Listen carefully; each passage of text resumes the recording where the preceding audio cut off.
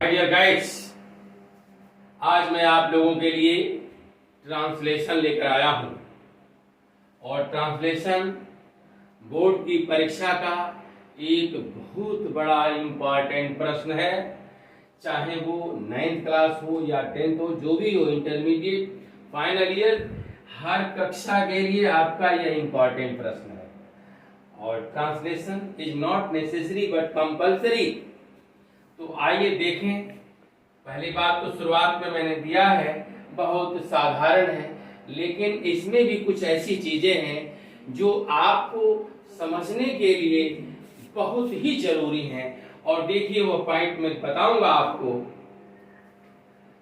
रेखा मेरी सहेली है, रेखा इज माई फ्रेंड। यह तो बहुत आसान है। वह मेरी कक्षा में पढ़ती है। She reads in my class. वह एक बुद्धिमान छात्रा है। She is an intelligent student.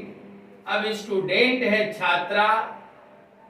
छात्र और छात्रा दोनों की अंग्रेजी स्टूडेंट ही होती है। कॉमन नाउन है, ये कॉमन जेंडर है। आप देखें, इसमें दोनों मिल जाते हैं। इसे चाइल्ड है, इसमें बच्चा और बच्ची दोनों आते हैं, टीचर में दोनों आते हैं। तो कुछ कॉमन वर्ड होते हैं। छात्र की अंग्रेजी भी स्टूडेंट और छात्रा की अंग्रेजी भी स्टूडेंट। तो सी इज एन इंटेलिजेंट स्टूडेंट। वह एक कैसी छात्रा है? तो बुद्धिमान छात्रा है। उसमें अनेक गुण हैं। सी हैज मेनी क्वालिटीज। उसमें अनेक अच्छे गुण हैं। अगर देखा जाए, अनेक अच्छे गुण हैं। चलिए ठीक है, उसमें अनेक गुण हैं।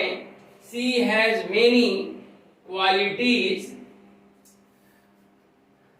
वह प्रातः समय से उठकर अपना कार्य करती है।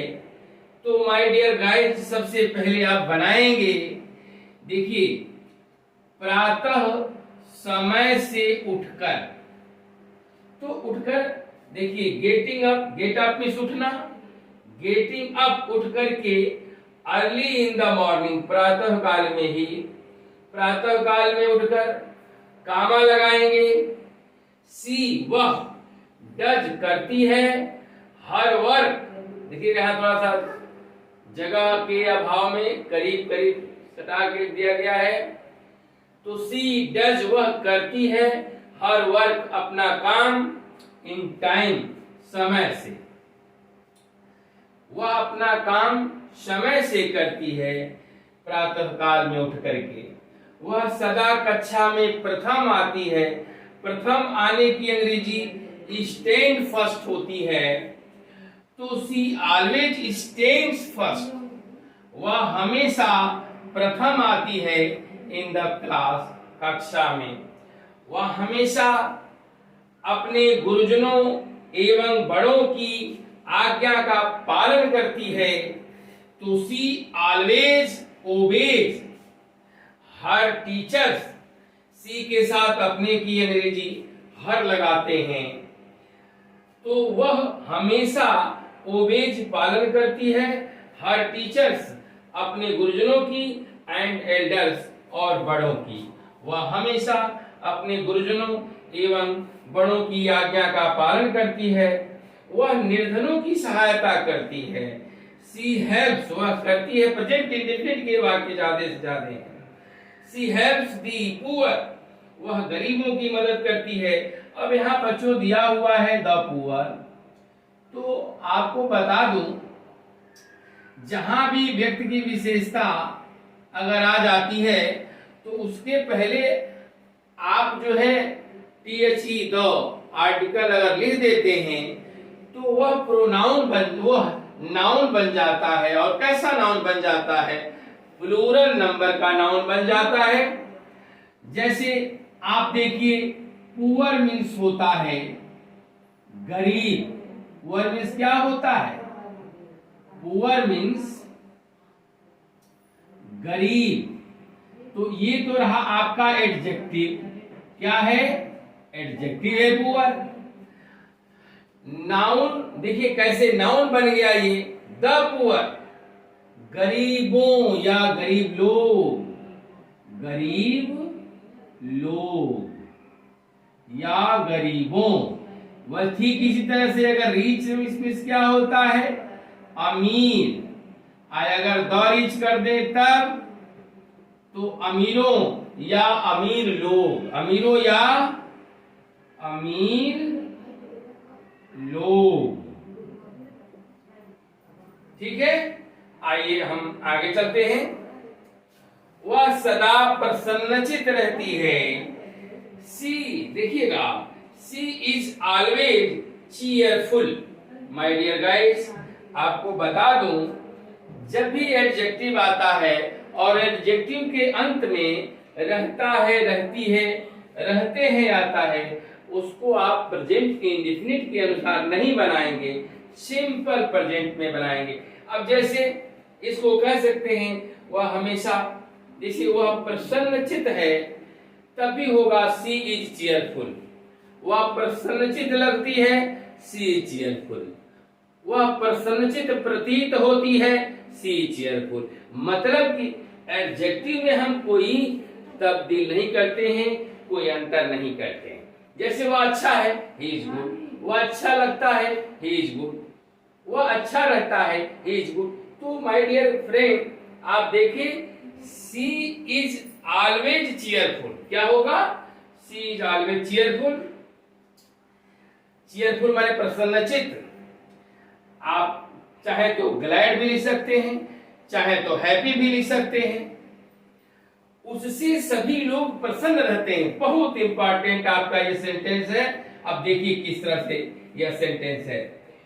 उससे सभी लोग प्रसन्न रहते हैं, तो ऑल आर प्लीज, सभी लोग खुश रहते हैं। प्लीज का मतलब होता है खुश होना। विथ हर, उससे। अब आप कहेंगे सर प्लीज के साथ विथ लगा हुआ है, तो एक बात आप जान लीजिए, कभी भी एक है, आपको बता रहा हूं, ये थोड़ा सा ध्यान देंगे आप।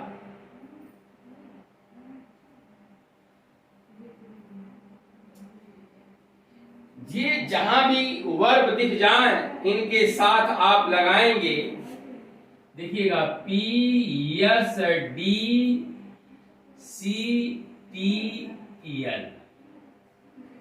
तो माय डियर फ्रेंड, ये देखिए आप, P S D C T L, अगर ये दिख जाए ये वर्ब, तो इनके साथ हम विथ लगाते हैं। कंडीशन ये होना चाहिए कि ये वाक्य पैसिव में होना चाहिए। किस में होना चाहिए, पैसिव में होना चाहिए। एक्टिव में इनके साथ कोई प्रीपोजिशन नहीं लगता है। ठीक है, अब जैसे मान लीजिए प्लीज्ड है, अब मैं कहूं उसने मुझे खुश कर दिया, ही प्लीज्ड मी। उसने मुझे क्या कर दिया, खुश कर दिया।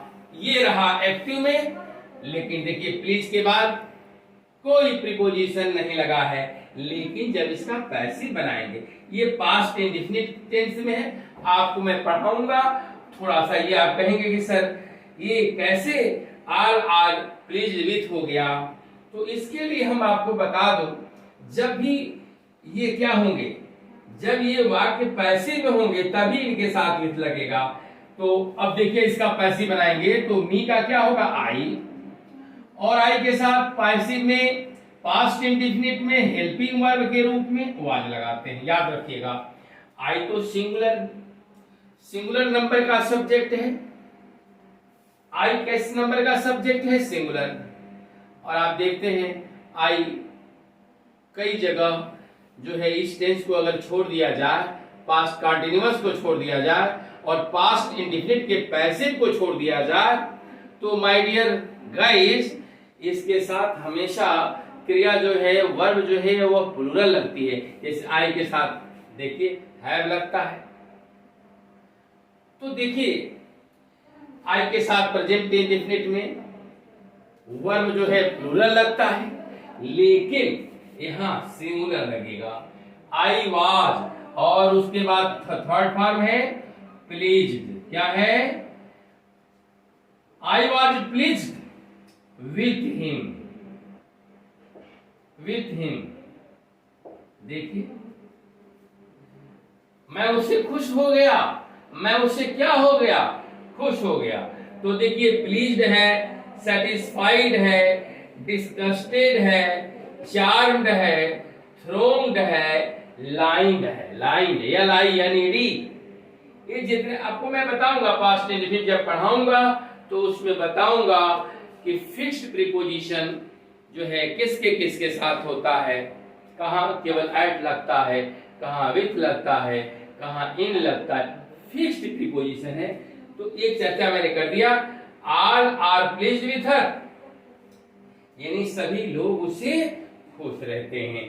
तो अब मैं यहाँ आपको एक और जो है पैसेज में हल कराने जा रहा हूं इसके साथ। एक तो ये हो गया पैसेज नंबर 1, आप इसको नोट कर लेंगे। आप देखिए, क्वेश्चन नंबर 1 का पैसेज है। अब आपको मैं इसी तरह एक और हल कराऊंगा, और मुझे लगता है कि परीक्षा तक आते आते 25 ज्यादा नहीं 20 से 25 करा दूंगा। आपका ट्रांसलेशन जो आएगा वह बिल्कुल हल हो जाएगा। तो आइए हम अगले पैसेज पे चलते हैं। अपने छोटे बेटे से कहा, बेटे अपनी पुस्तक ले आओ। तो ये देखिए, पास्ट इंडेफिनिट टेंस में वाक्य जा रहा है। स्टडी के लिए एक स्टडी, कल स्टडी। मैंने अपने छोटे बेटे से कहा, मैंने सब्जेक्ट है, कहा वर्ब है, सेकेंड फॉर्म। तो आई सेड किसे कहा? छोटे बेटे से, टू माई यंगर सन।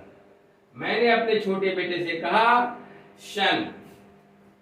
देखिए, वोकेटिव केस शन, बेटे। अब देखिए ये क्या है? Bring your book, imperative sentence में है, और imperative sentence always begins with first form of verb. क्रिया के पहले फॉर्म से शुरू होती है इंपरेटिव सेंटेंस। तो बेटे ब्रिंग लाओ योर बुक, अपनी किताब। तो कल मैंने अपने छोटे बेटे से कहा, बेटा अपनी किताब लाओ। उसने कहा, मैं स्कूल में भी तो पढ़ता हूं, मैं स्कूल में भी तो पढ़ता हूं, मैं छुट्टी के दिन नहीं पढ़ना चाहता, कृपया आज मुझे खेलने दे, कल मेरी अध्यापिका जी स्वयं पढ़ाएंगी। आप चिंता क्यों करते हैं? अब देखिए, तो उसने कहा, ही से कहा कामा, और देखिए इन्वर्टेड कामा में शुरू कर दें। मैं स्कूल में भी तो पढ़ता हूं, I study at school to.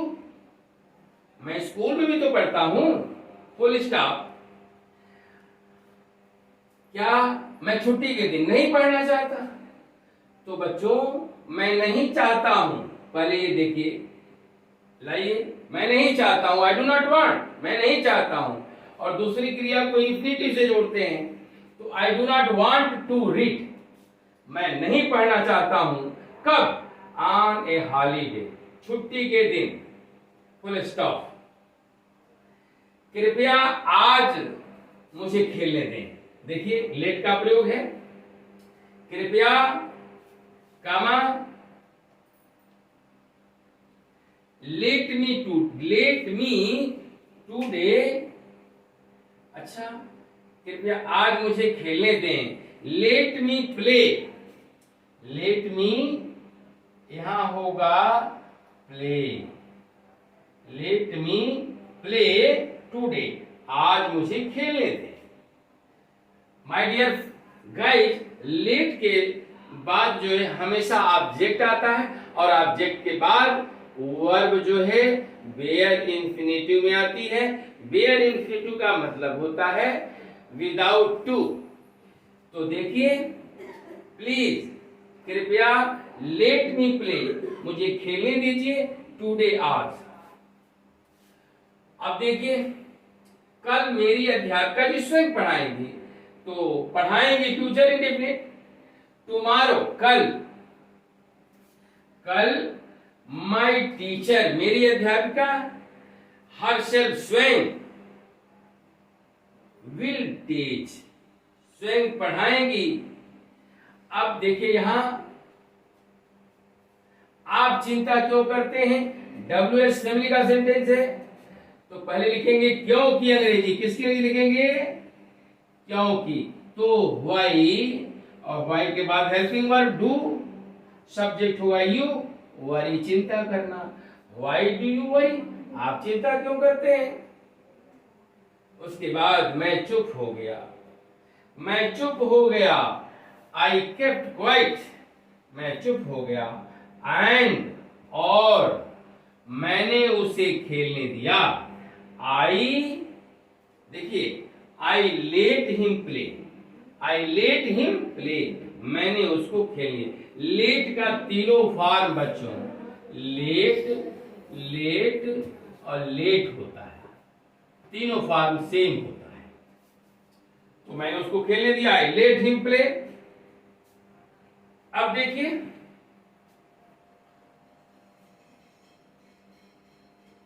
ये भी कह सकते हैं, अच्छा, और मैंने उसे खेलने की अनुमति दे दिया, ये भी है, and allowed him to play, आप चाहें तो आप इतना को आप चाहें तो बना सकते हैं, अलाउड हिम टू प्ले, मैंने उसे खेलने की अनुमति दे दिया, ये भी हो सकता है, या अगर चाहें तो मैंने उसे खेलने दिया, आई